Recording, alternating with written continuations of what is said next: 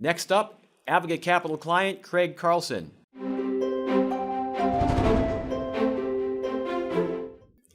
Hi, Craig. Thanks for joining us. Sure, Mike. Well, we appreciate the work you do in your community, and we thank you very much for being a client of ours. Well, we very much enjoy being a client of yours. Great, thanks. Well, as we speak to prospective clients, they sometimes hear about our case expense funding product, but they say, I really don't need the money. So if a friend of yours said that, well, Craig, yeah, Avid's great, but I don't need the money, what might you say to them? Well, if you really want to develop cases the right way, you really want to put money into them. And I don't know of any law firm that actually couldn't use extra money to actually develop their personal injury cases.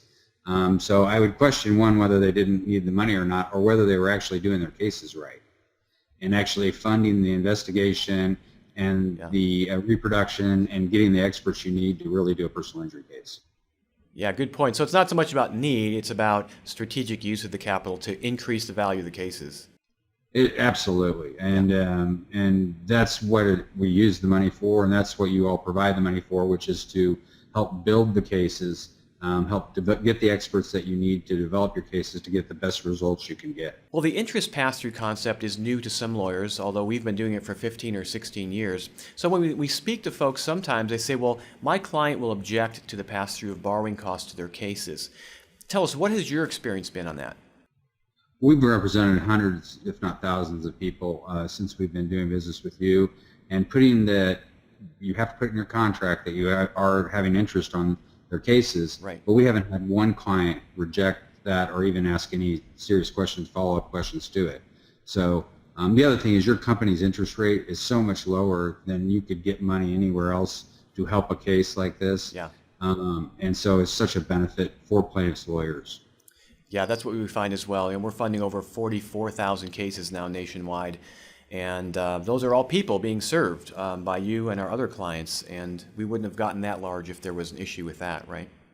Yeah, ultimately, this is all serving the clients and helping the clients. And you're a great blessing to our firm and to other firms and to all the clients that you touch every day with your funding. Well, thank you. That's kind of the last thing that clients say sometimes as well. This will be negative for my clients because it's increasing the expenses of the case. What's your take on that?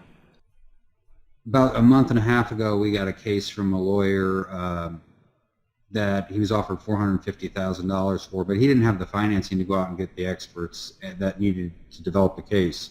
6 weeks later, we've settled that case for $1.8 million. Wow. So that just shows you the difference in having the economic ability to actually get experts and to get the records you need to actually put the case together. Yeah, I think that the defense side of the aisle would love for us to not do what we're doing. I think if they knew about us, they would probably hate us because we're increasing the value of the cases. Well, I think your book is, about David and Goliath is such a great example of what we're talking about. Us individual plaintiff lawyers out there, even in our firm, we have a large firm, we have 10 offices, but we're never going to have the assets that the insurance industry has or that big commercial companies have to actually defend cases. They're at such a great advantage. Yes. And to be honest with you, they not only use their resources on the cases, but they use their resources in Congress and with state legislatures to change the laws to make it more and more difficult for injured people to get a fair recovery. Absolutely. Well, Craig, thanks again for being our customer, for the important work that you do. You're such an entrepreneur, as are all plaintiff lawyers, and you truly are the keys to the courtroom, because without the work that you do, what good would the Seventh Amendment be, right? Right, and I got to tell you, I highly recommend people call your company and actually look into your services. We've looked into it and talked to a lot of people over the 30 years I practiced law, and I've never found a better company that was more sensitive to the needs of plaintiffs' lawyers and their clients and more caring about both. So we appreciate all you do. Well, we're humbled by that. I really appreciate you sharing that with us today. Thanks again, Craig. Yes, sir.